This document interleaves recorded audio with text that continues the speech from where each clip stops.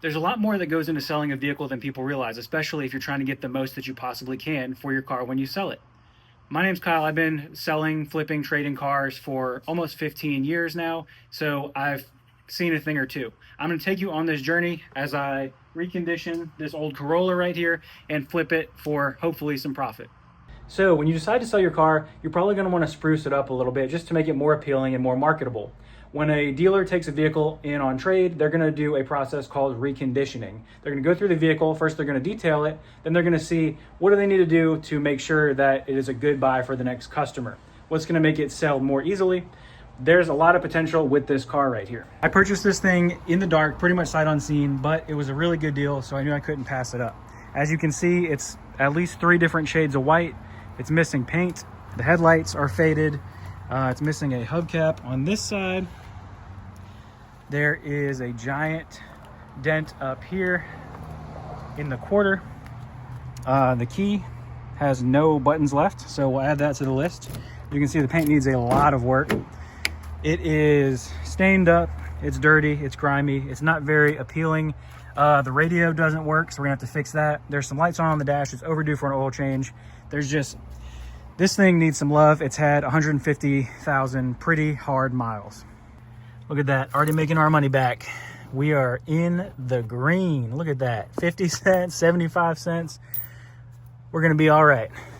Under the hood isn't much different. Everything is pretty dirty. It's gonna need a good detail from top to bottom. The good news is the previous owner told me that this thing actually had the transmission replaced by a Toyota at about 90,000 miles, which means this transmission's got 60,000 miles on it, so plenty of life left in this car. We just gotta make it look the part. So keep in mind, we're not trying to spend too much money. This isn't gonna be a show car. We just wanna make sure that it looks good, runs good, no issues for the next owner. So the main things that we're gonna focus on are gonna be quality of life. One of those being get a new shell for our key. We probably don't need to replace the whole key. That can be expensive, but I'm sure we can get a plastic shell with some new buttons online. That way power door locks and everything works with the key. Next is gonna be the radio. I don't know if you're like me, you gotta have some tunes when you're riding, so a radio is an absolute must. If I was shopping for a car and one with a broken radio would kind of be crossed off my list immediately. So we're gonna order a new radio, probably an Android radio with CarPlay. You can get those real cheap on sites like Amazon or eBay, and they're a direct drop-in to this car. Next thing we're gonna focus on is the paint. The paint is peeling really bad on the front bumper as well as the hood. Like I said, it's 3 different shades of white, even a little yellow at this point. So we're gonna do some DIY just with some spray paint. We're gonna rattle can job it, try to make it look pretty good. There's really nowhere to go but up. It looks terrible right now. And then the last thing we're gonna do actually the first thing that we're gonna do that doesn't cost any money at all is just clean this thing. Get all the dirt, grime, the years of crumbs, drive-through fries under the seats, all the nastiness, it's gotta go. We're gonna start with a clean slate. So looking at the exterior, it's definitely gonna need a good cut and buff. There's about 37,000 door dings and scuffs all along the white paint. So a cut and buff will take care of the vast majority of that and make it look presentable. The inside is a bit of a different story. There is kind of grime everywhere. So we're gonna shampoo the seats, probably shampoo the carpet, top to bottom detail in here. There's just kind of grime everywhere. So we definitely wanna make sure this is clean and comfortable for the next owner. Okay, the good news is the tire pressure light went off. All 4 tires had about 20 pounds of air in them, so I aired them up. Tire light went off, so that's one taken care of. Maintenance required. We know it's overdue for an oil change by a couple thousand miles, so that will take care of that. As far as the check engine light and the traction light, let's take a look at our scanner and see what we're seeing here. So we don't have to worry about tire pressure, cruise control, misfire of cylinder 3. It's got a new coil pack on cylinder 3, so that may just need to be cleared. Yeah, looks like everything in here is old code. So if we clear this, good news so far on the interior. Looks like the floor mats kept the actual carpet pretty clean, but this was under the seat. Probably the weirdest thing I've ever found in one of these flip cars, an unopened can of black beans that expired in 2022. Very bizarre. Also, I found a fistful of change so far, so we're making our money back.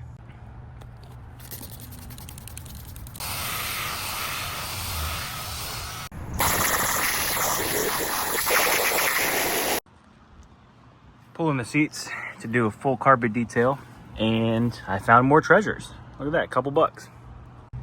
Okay, you guys are not gonna believe this. You're gonna think it's planted, but I was going through this. I got an Apple Watch under the seat, couple bucks, but also I moved this stuff around. Look at that, a full set of keys. Did we just find a spare key for the vehicle? I'm not sure what the duty cycle is on my little Milwaukee shop vac, but I've gone through a full 8 amp hour battery vacuum in this thing. It's not quite there yet, but we're getting a lot closer. Okay, the biggest interior transformation has got to be these disgusting seats. This one especially, I mean, let's get to work. This is what we're working with. I've got some kind of stain cleaning solution, and this is warm water with that cleaner. This is a stain removing vacuum. So basically you can spray on the solution, scrub it in, and then vacuum it up. Should knock this out.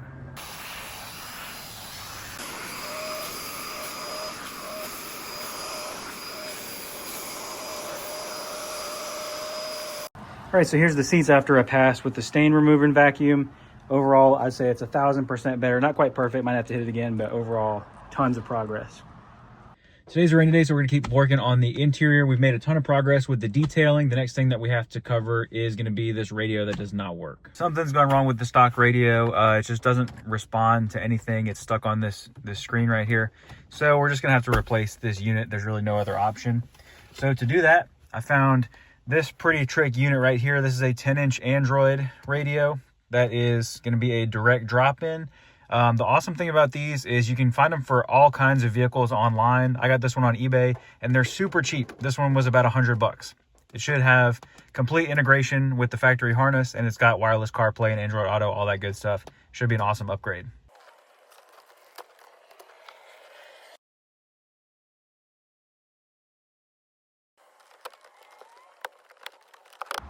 And just like that, we've got a modern radio in here with a huge 10-inch screen, Apple CarPlay, wireless CarPlay, and Android Auto. I mean, all the bells and whistles you could need.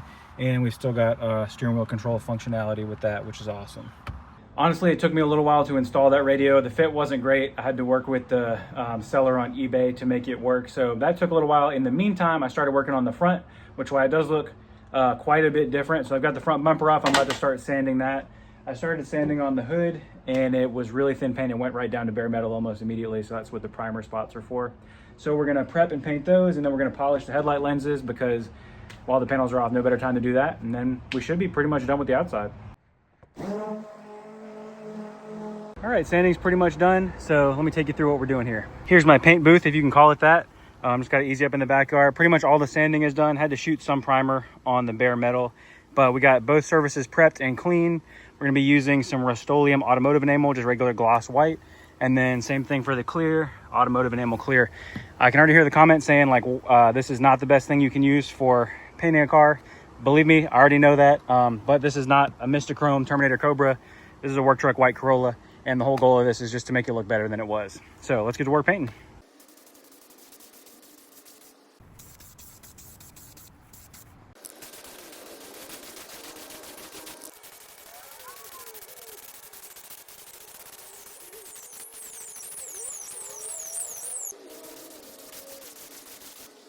That is 4 cans of white done.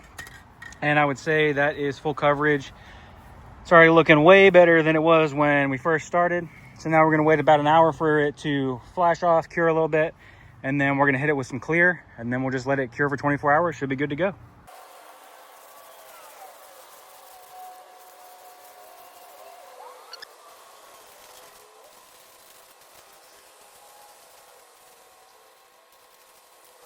I should have known on a Florida afternoon that it would rain. There's rain coming in, so I hurried up and threw up a plastic drop cloth and tried to cover it a little bit from the elements while it's still curing. So it's gonna probably sit out here for the rest of the night unless a really bad storm rolls through.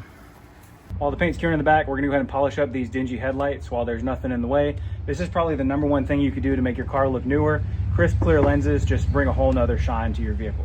Storing cloudy headlights really isn't a difficult process. It can just take some elbow grease. At any big box store, you can get a kit like this that has some wet sanding involved usually, and then a little bit of a sealer.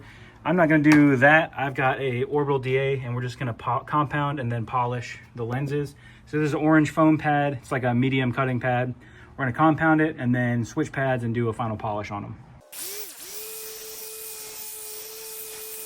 And there you have it. Only about, I don't know, 3 or 4 minutes with the polisher. We're going from this cloudy old used lens to nice, crisp, reflective, brand new, great looking lenses. Now that the lens is looking good, we don't want it to yellow again, so we're gonna put a little bit of some kind of sealant on it. This is just a basic ceramic spray coating. You can use, whatever brand you prefer. You just spray it on and then buff it off, and then you got a layer of ceramic protection. Okay, I gotta be honest, this is not ideal conditions for a curing clear coat. And also this tent is not at all watertight. So, I mean, it is what it is at this point, no going back. The car is back together, and compared to what we started with, I am honestly amazed at the results of a Rust-Oleum paint job in the backyard. It looks fantastic. So now that the car is back together, there's only a few last things. We still have to change the oil. We're gonna wash it from top to bottom, make sure that the outside is nice and clean because we really haven't touched anything besides the hood and the bumper. And then once it's detailed, it should be ready to sell.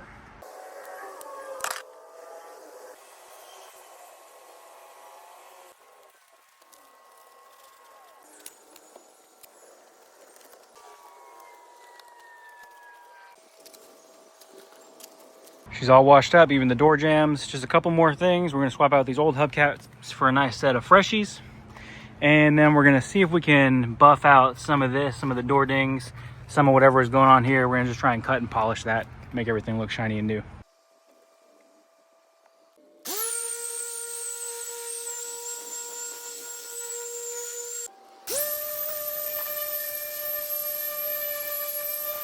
The good news is, as y'all saw, pretty much all the scuffs are completely gone. The compound just whipped it right out. This part, whatever little oxidation, it definitely cleaned it up a lot, but I probably wouldn't be able to get the rest of that out without some wet sanding, it looks like. So I'm gonna call that good enough. I think this is a real 10-footer car anyway. 10 feet away, looks great.